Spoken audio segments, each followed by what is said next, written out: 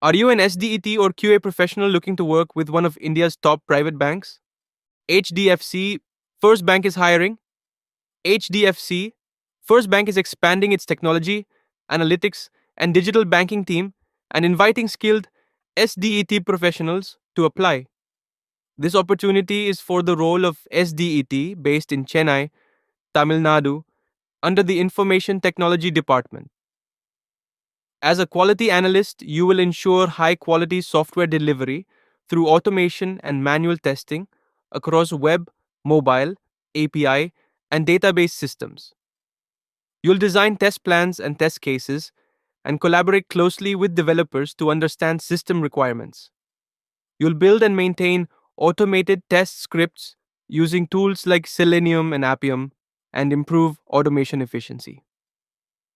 The role also involves manual testing, API validation, regression testing, and exploratory testing across platforms.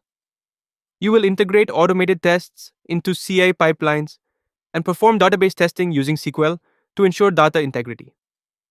Candidates with degrees such as B.Tech, B.Sc, M.Sc, M.Tech, PCA, or MCA are eligible to apply. If you're interested, apply now.